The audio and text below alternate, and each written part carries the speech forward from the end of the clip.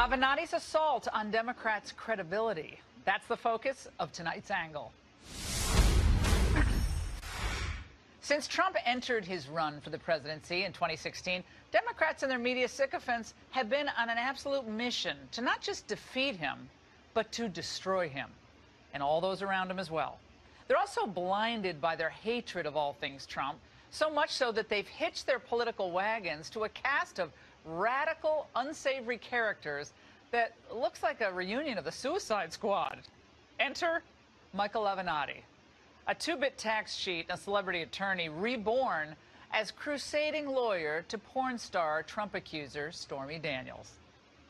The president trusted Mr. Cohen as his fixer for years. He trusted him with his innermost secrets, and I think that the chickens are about to come home to roost. Well, they're coming home to roost, all right. As a battering ram against Donald Trump and later his Supreme Court nominee Brett Kavanaugh, Avenatti was elevated by the left.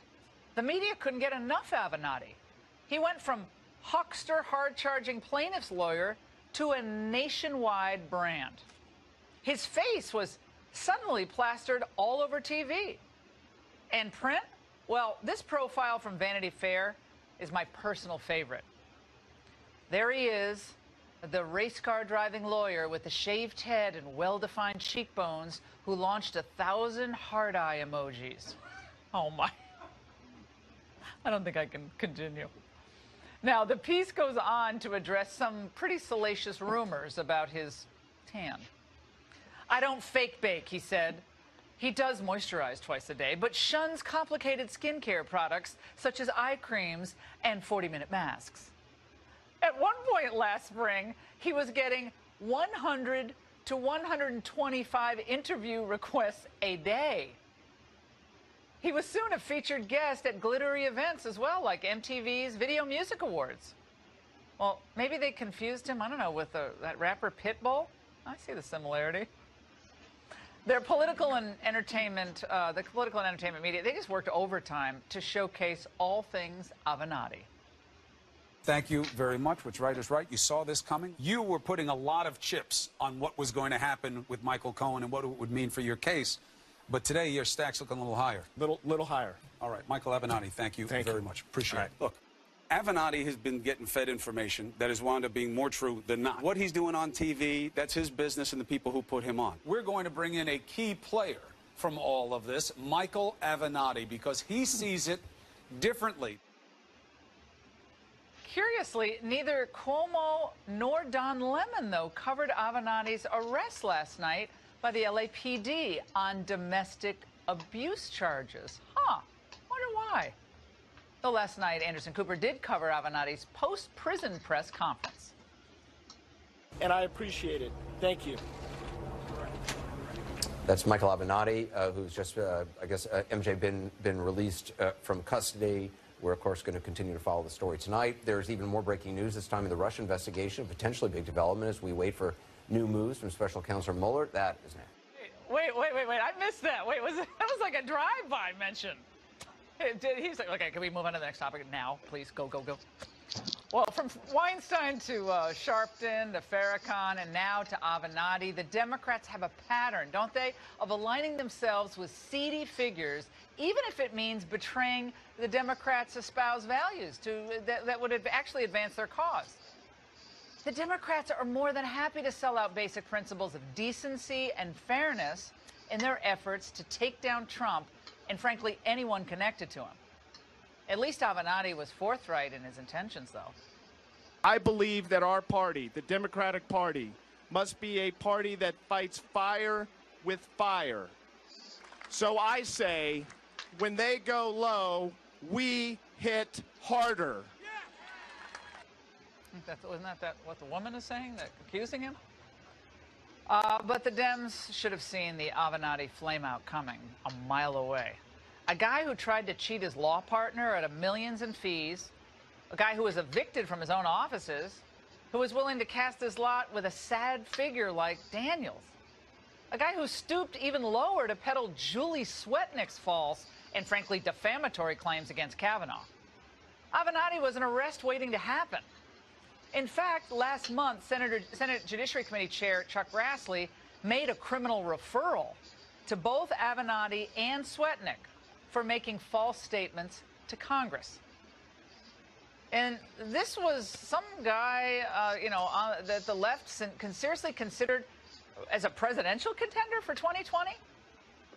For months, Clinton alum Adam Parkomenko has been shuttling the lawyer Avenatti from Democratic Party event to Democratic Party event all over the country in order to familiarize Avenatti with the whole process of running for the presidency.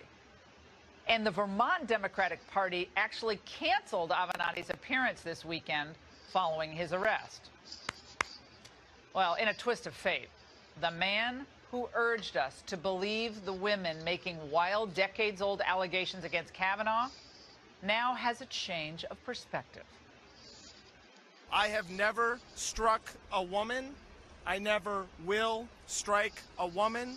I have been an advocate for women's rights my entire career, and I'm going to continue to be an advocate. I am not going to be intimidated from stopping what I am doing. I have a question. Can you advocate for women's rights behind bars? I guess they do have those desks set up in prison. How will Democrats and liberal women who embrace this would-be Trump slayer react now to this? He's innocent until proven guilty, and I said that last night. But will CNN give even a fraction of the airtime to his accuser as they did to his clients? Don't hold your breath. And that's the angle. When we return, reaction to my angle and a further examination of why the media so desperately wanted Avenatti to be their golden boy. And later, for the last couple of weeks, I've been saying enough already, Michael. I've seen you everywhere. What do you have left to say? I was wrong, brother. You have a lot to say. The Democrats could learn something from you. You are messing with Trump a lot more than they are.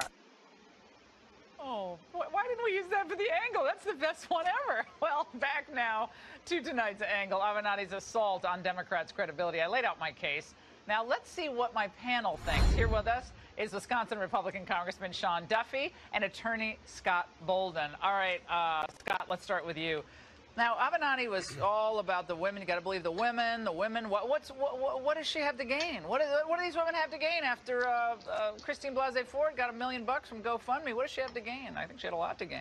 Well, but what do we have to gain? These women. What would she have to gain by? He's their lawyer, and he's advocating on their behalf, and he's articulate, he's telegenic, and he's fighting against a heck of a right hook. And no, that's not. I'm joking. It's a joke. Come on. No, because he's innocent until proven guilty, and with him and his clients, the women, he's got witnesses. He's got a complaining witness, and he's got corroboration. He's advocating for them. He has a criminal referral too, doesn't he? Well, that's politically driven. The Republican chair of the Judiciary Committee referred it, and that's not going anywhere because his client had an affidavit that she signed. He didn't sign it. So you think people should be able to accuse men with impunity? She was mistaken, but you're going to take it a long way to say she lied. You're going to have to prove that, and that's hard in this country. But aren't we still waiting for, like, Michael Avenatti's 2 witnesses he claims saw Brett Kavanaugh, Brett Kavanaugh put grain alcohol in a punch bowl? Why have witnesses? Well, if the Senate Judiciary Committee would get to the truth and seek the corroboration, we probably would have talked to those Scott, 2 witnesses. Even you can't defend this Avenatti character at this point. I mean, I can stop digging on him. Stop digging on him. Isn't it interesting, though, that Scott will come out and say, we need the Constitution, and he's innocent until proven guilty. Exactly. Though for Republicans, we're guilty until proven innocent. No, I don't believe that either. But I do believe Avenatti has clients who have made accusations against the president. They've got corroboration, and they're listening. I mean, we can't relitigate Kavanaugh, but if they had I'm talking about Stormy Daniels and Swetnick and others. When I say Swetnick, what I mean is they never did get corroboration because the committee never went for corroboration. My God, if you're defending Julie Swetnick, the woman is not literally defending her. I'm just reporting. Is a nightmare. It is completely outrageous and false. And Kavanaugh is 2 words: life tenure. All right, let's talk about this though. Where does this go for the Democrats? Because they always complain, well, Republicans are willing to sell their souls for Trump, and they're believing these things they didn't used to believe. And all for Trump, I always believed in his views on trade and immigration, so it doesn't apply to me, but they say that.